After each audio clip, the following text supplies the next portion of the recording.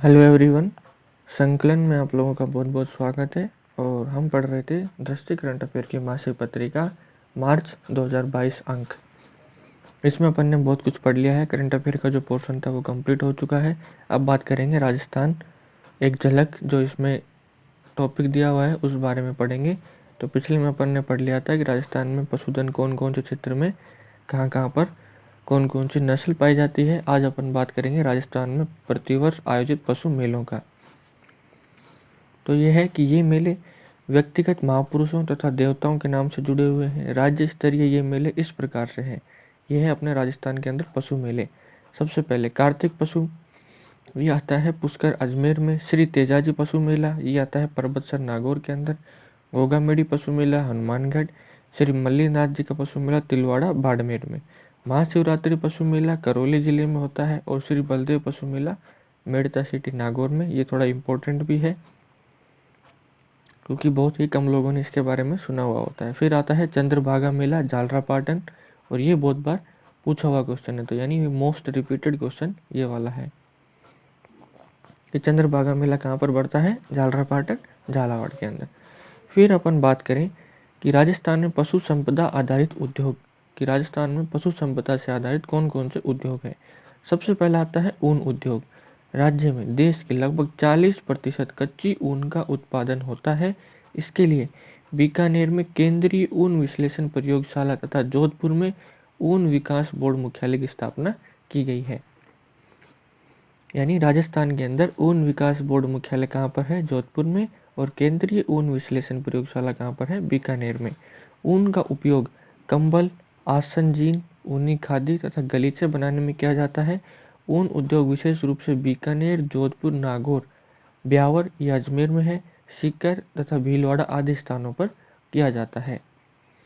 फिर बात करते हैं चमड़ा उद्योग की, कि राज्य में चमड़ा उद्योग जोधपुर, जयपुर, टोंक, सिरोही तथा भीनमाल, जालोर आदि स्थानों पर है।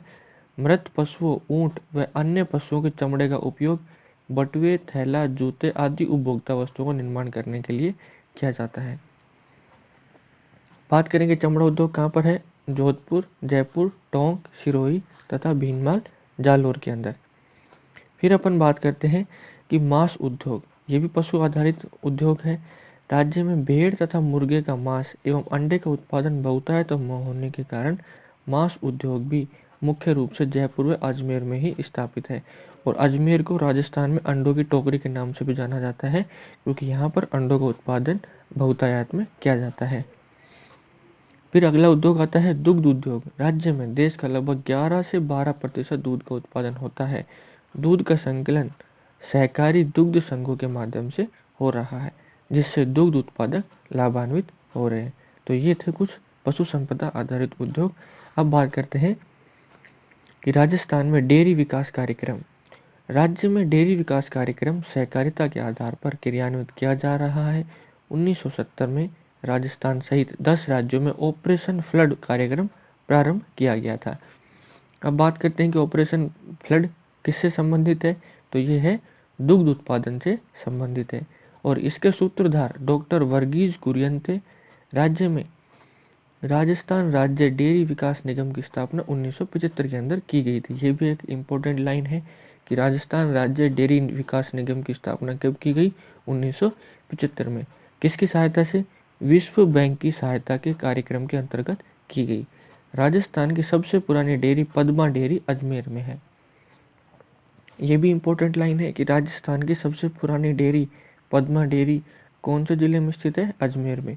तथा पहली मेट्रो डेयरी बस्सी जयपुर में स्थापित की गई। और पहली मेट्रो डेयरी बस्सी जयपुर में।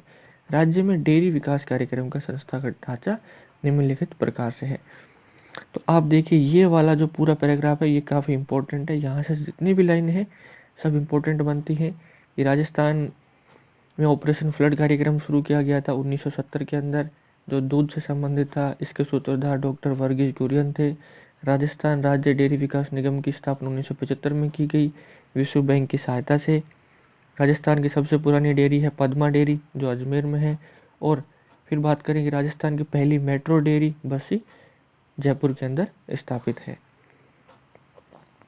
आगे बात करते हैं कि शीर्ष स्तर पर राजस्थान सहकारी डेयरी फेडरेशन यानी RCDF 1977 ईस्वी में स्थापित।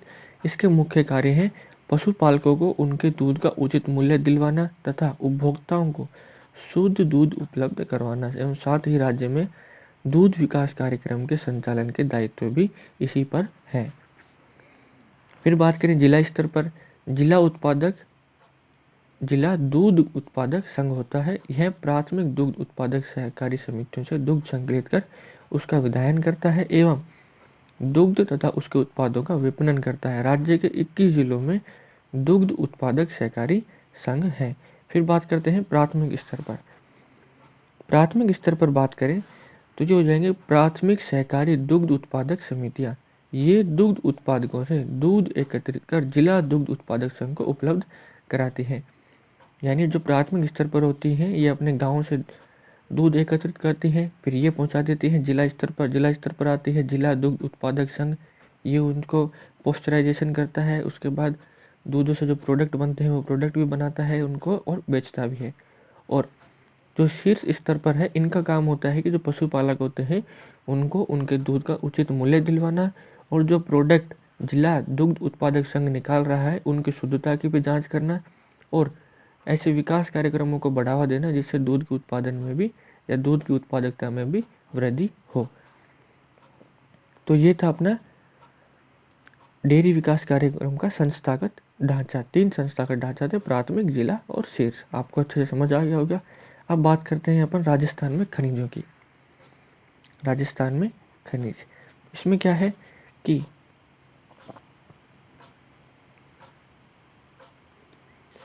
इसमें है कि खनिज से तात्पर्य ऐसे पदार्थ होता है जो भिन्न भिन्न दशाओं में प्राकृतिक प्रक्रियाओं द्वारा निर्मित प्राकृतिक रूप से प्राप्त होते हैं तथा जिनका एक निश्चित रासायनिक संगठन होता है।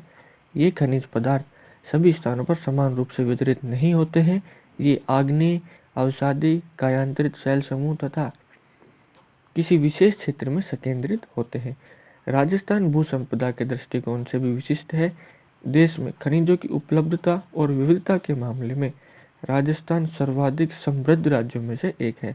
राजस्थान को खनिजों का अजायब घर या संग्रहालय भी कहा जाता है। राजस्थान खनिजों का अजायब घर भी या संग्रहालय बोला जाता है। फिर बात करते हैं कि राजस्थान में खनिजों के प्रकार कौन कौन से राजस्थान में खनिज पाए जाते हैं। तो वर्तमान समय में राज्य में उपलब्ध विविध प्रकार के खनिजों को 3 भागों में बांटा जा सकता है। कौन कौन से हैं? धात्विक खनिज, पहला हो गया धात्विक खनिज, फिर आता है दूसरा अधात्विक खनिज और तीसरे आते हैं अन्य खनिजों की श्रेणी में। अब बात करते हैं धात्विक खनिजों की। धात्विक खनिजों में धातु कच्चे रूप में होती है तथा इनको रासायनिक प्रक्रिया से परिष्कृत करके उनके मूल खनिज अलग किए जाते हैं। धातु एक कठोर पदार्थ होता है जो ऊष्मा तथा विद्युत की सुचालक होता है। धात्विक खनिज 2 प्रकार के होते हैं। ठीक है, धात्विक खनिज कौन कौन से हो गए कि धात्विक खनिज धातु के कच्चे रूप में मिलता है, इनको रासायनिक प्रक्रिया से परिष्कृत करके मूल खनिज से अलग किया जाता है। धातु एक कठोर पदार्थ होती है जो ऊष्मा और ऊर्जा की सुचालक होती है। फिर बात करें अधात्विक खनिजों की, फिर ये हो जाएंगे अधात्विक खनिजों में धातु नहीं पाई जाती। इसी प्रकार के खनिज अवसादी शैल समूह से पाए जाते हैं। इन्हें रासायनिक प्रक्रिया द्वारा परिष्कृत करके मूल खनिजों से अलग नहीं किया जाता। इनका प्रयोग प्राकृतिक रूप में ही किया जाता है तथा ये अधिकांश औद्योगिक प्रक्रियाओं में ही प्रयोग होते हैं। अतः इन्हें औद्योगिक खनिज भी कहा जाता है। इन खनिजों को अलग अलग भागों में बांटकर देखा जा सकता है, वो भी आगे देखेंगे। और अन्य खनिज आते हैं लिग्नाइट खनिज, तेल, प्राकृतिक गैस आदि, ये आते हैं अन्य खनिजों की श्रेणी में। अब बात करते हैं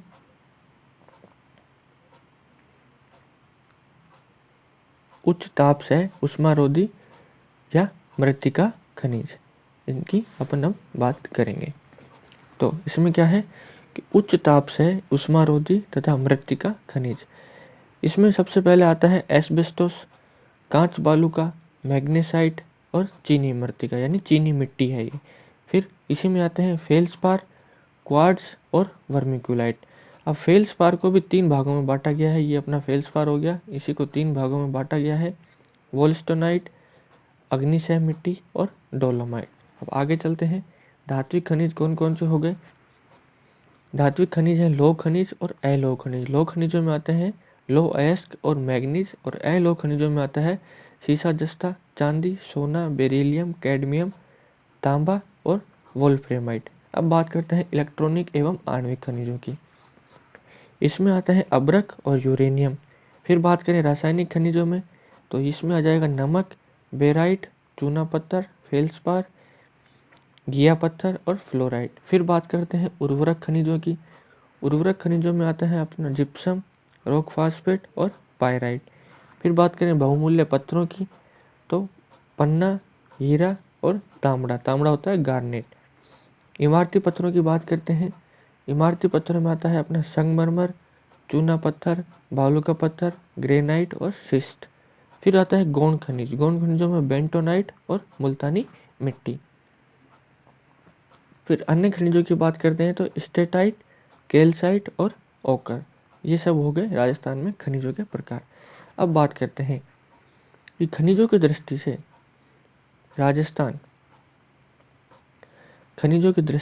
राजस्थान में अरावली क्षेत्र सर्वाधिक महत्वपूर्ण क्षेत्र है। लेड, जिंक अयस्क, सेलेनाइट व वोल्स्टोनाइट आदि खनिजों में राजस्थान को देश में एकाधिकार प्राप्त है। यानी एकाधिकार कौन कौन से खनिजों में प्राप्त है? लेड में है, जिंक में है, सेलेनाइट और वोल्स्टोनाइट।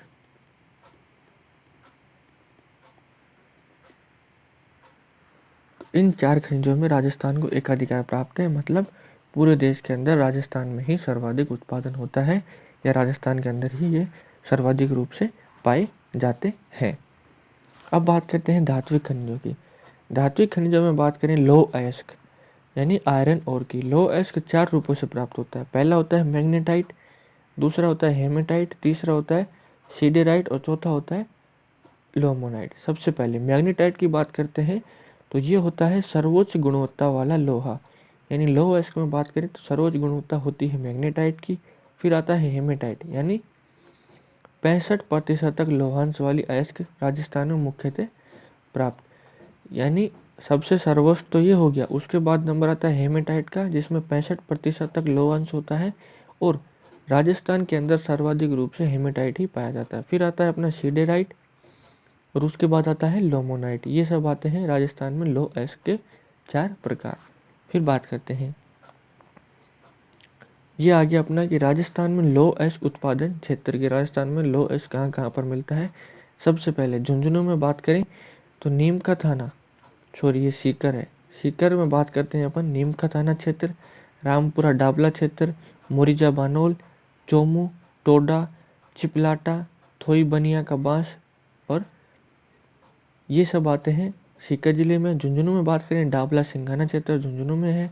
जयपुर में बात करें तांतेरी बांगावास और भट्टों की गली।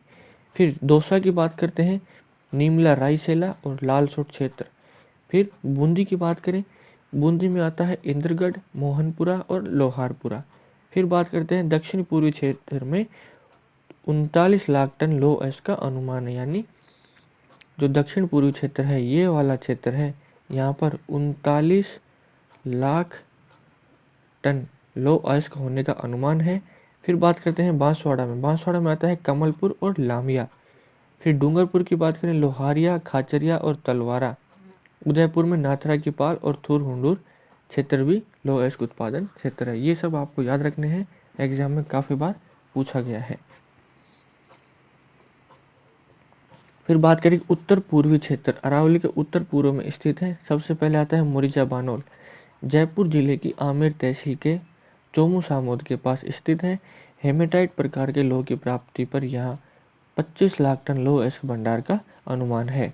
फिर बात करें नीम का थाना क्षेत्र में, यहाँ पर राजपुरा, नानावास, टोडा, चिपलाटा, बगोली, सराय पचलंगी से लौह अयस्क की प्राप्ति की जाती है।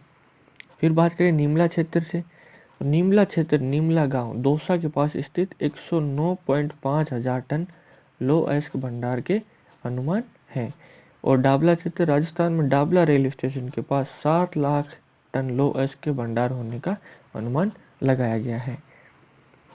फिर अपन बात करते हैं दक्षिण पूर्वी अरावली के दक्षिण पूर्व में स्थित क्षेत्र। सबसे पहले उदयपुर में बात करते हैं। उदयपुर में नाथरा की पाल और थूर हुंडेर, भीलवाड़ा में इंदरगढ़, पादरपाल और डांग क्षेत्र, डूंगरपुर में लोहारिया, खाचरिया और तलवारा।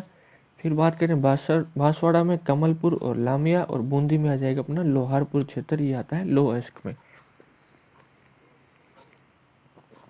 फिर आगे बात करते हैं कि राजस्थान में अधिकांश हेमेटाइट प्रकार का लोहा प्राप्त होता है जो व्यापारिक स्तर पर लाभकारी नहीं है, किंतु कुछ स्थानों पर राज्य में मैग्नेटाइट लोहे के जमाव भी मिले हैं। यहाँ पर लगभग 2621 मिलियन टन लौह अयस्क हेमेटाइट व मैग्नेटाइट दोनों का जमाव है। वर्ष 2018-19 में 33.29 हजार टन लोहे का उत्पादन हुआ है। लोहा राज्य में मुख्यतः उत्तर पूर्वी तथा दक्षिण पूर्वी भागों से प्राप्त होता है। फिर बात करते हैं सीसा जस्ता की। भारत में सीसा जस्ता उत्पादन में राजस्थान को एकाधिकार प्राप्त है।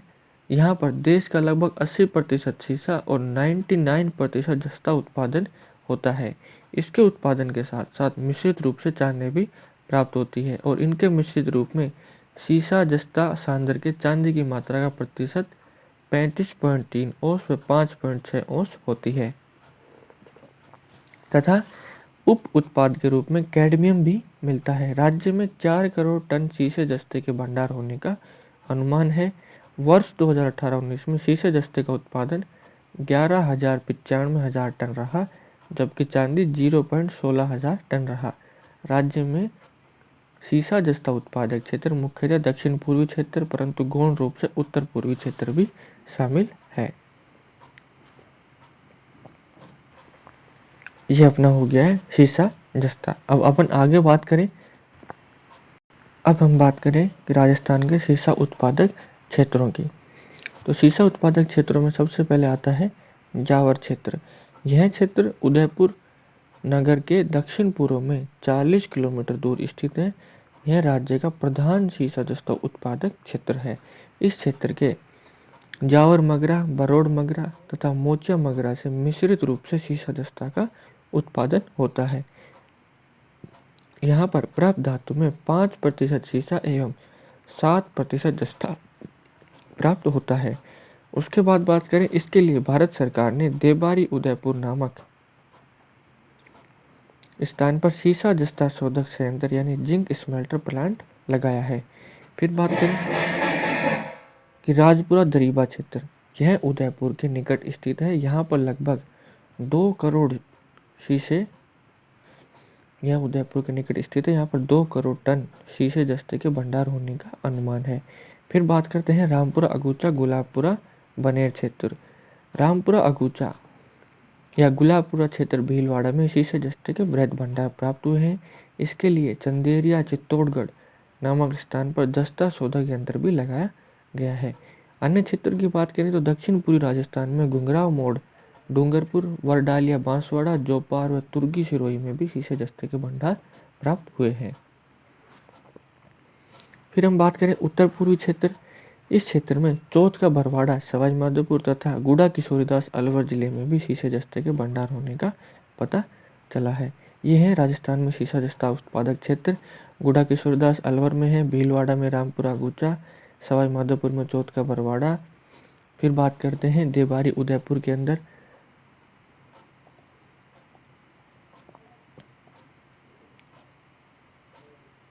देबारी उदयपुर नामक स्थान है, उदयपुर में है। जावर क्षेत्र राज्य का प्रधान शीशा उत्पादक क्षेत्र है। फिर बात करें कि जावर माला, बरोड़ मगरा, मोचिया मगरा, यहाँ से प्राप्त धातु में 5% शीशा व 7% जस्ते की प्राप्ति होती है। तो ये अपन ने आज तक पढ़ लिया है खनिजों में। अगले जो तांबा बच गया अपना मैग्नीज, बेरिलियम, फिर टंगस्टन, अधात्विक खनिज, जो अपन नेक्स्ट क्लास में करेंगे। ये वीडियो यहीं तक रख रहे हैं। अगर आपको अच्छी लगे हो तो लाइक कीजिए और अपने शेयर भी कीजिए, और चैनल को सब्सक्राइब जरूर करके जाइए, ठीक है। और अगर आपको इसकी PDF चाहिए तो PDF मिलेगी अपने टेलीग्राम चैनल पर। टेलीग्राम चैनल का नाम है संकलन क्लासेस, जिसमें ये S बड़ा है और C बड़ा है, बाकी सब स्मॉल में है, कोई गैप नहीं है इनके बीच में। यहाँ से आपको PDF मिल जाएगी, ठीक है। तो आपको चलते हैं, और वीडियो देखने के लिए आप लोगों का बहुत बहुत धन्यवाद।